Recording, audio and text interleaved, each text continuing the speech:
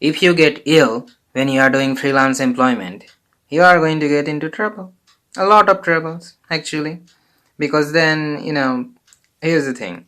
So, you fall ill, okay? And illness, disease, health issues, those are inevitable, and many other events in life can happen. So if you're self-employed, if you're a freelancer, even if you're a blogger or content creator, let's say you do it as a hobby project, or maybe it's your side hustle. Okay, you have a main job or part-time job, and in addition to that, you do all these things: digital content creation or freelancing. Okay, once your health gets compromised, it's like it's going to have effect on your productivity. Okay, and that's common sense. But in case of jobs, if you have a job, you get at least paid leave. You can get paid medical leave depending on your job, or perhaps lose 1 day's salary. Okay, so the consequences, the ways things can go wrong if you have a job, and if you get sick, and then you get the sick leave, etc., then those things are limited. In case of self-employment freelancing, if you do get into some kind of trouble, if life events happen and because of those things you cannot complete your work in time, then there are some such solutions. Okay, first is having clear communication with your client. Okay, telling them what's going wrong with you. This is important, transparency point of view. Okay, clients would be less upset if you give them daily updates about how the work is progressing and if some kind of problem has been encountered. So be careful about all these topics. And secondly, you can outsource your excess workload or the work that you cannot complete in time because of health issues or life issues. So if those are the problems you are experiencing, then perhaps hire other freelancers. Okay, find somebody. Okay, also keeping your own profit margin safe, you can hire others to work for you. Okay, the same freelancing platforms, Fiverr, PeoplePerHour, and Upwork, you can use them to hire other freelancers to come help you complete your job. So yeah, it is one of those don't try to do everything yourself type of thing. And yep, this is one of the thing you can do. And once you fall ill, or once your schedule, okay, the word stays the same, pronunciation varies where you do where you live, but whatever your schedule might be, those things are getting affected because of health issues or other concepts, then perhaps ask your family members or your friends to help you out with the problem. Because if you only keep it to yourself, and if you force yourself to complete the work within the deadline, and perhaps you can't do it, come on, illness comes in all different intensities, and illness comes in all different kind of issues.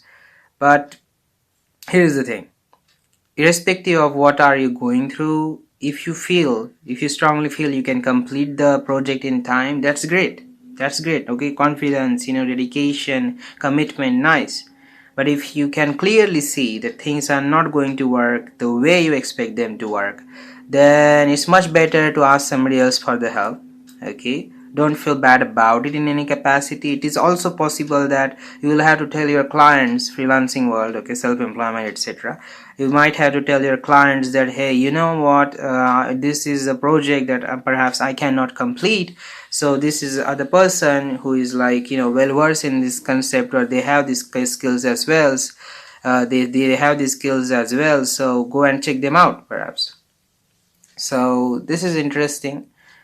Part of the reason is we are told that, oh, you are freelancer, you are self-employed, you get to be your own boss. Okay, you get to choose your work, when you can work, when you cannot work, etc., etc. And perhaps once you grow big enough, once you have enough revenue, then perhaps those things are valid. But till the time when you're just starting out, when it's just first few years, I'm afraid that's not how it works.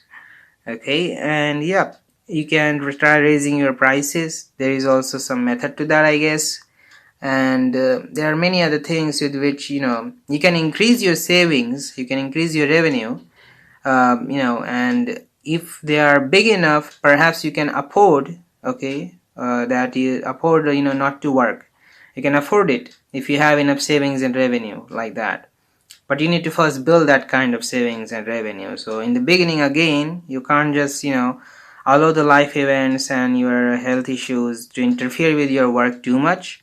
And if things can go wrong in that direction, then as we have discussed, transparency, telling your clients, telling the people you're working for, okay, look, this is the thing that's going in my life, and it might affect the outcomes of the project, and it can affect your reputation depending on, there are different clients, so there are different types of clients. Some clients are human beings. They understand that freelancers and self-employed people are human beings. So the excuse argument doesn't start from the onset of it.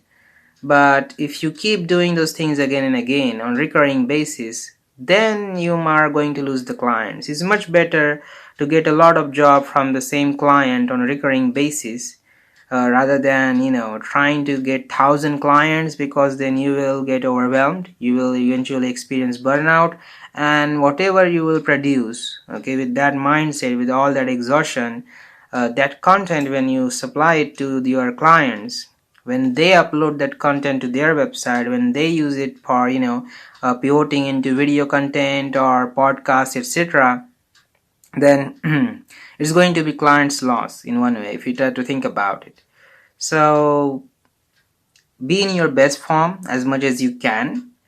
Plan for the situations where external factors can interfere with your work, okay? And yep, keep those solutions in mind. You can always ask others for help. And be frank with your client. But again, how frank? As you know, individuals can be quick to judge, so be careful with the choice of your words. And yep, this is it for the today's video. Let's see what type of topic we might discuss in another video. I guess in the next video I will talk about this WordPress 5.9 etc. stuff, which I cannot use for now. Why? Well, we'll see soon. So let's check it out.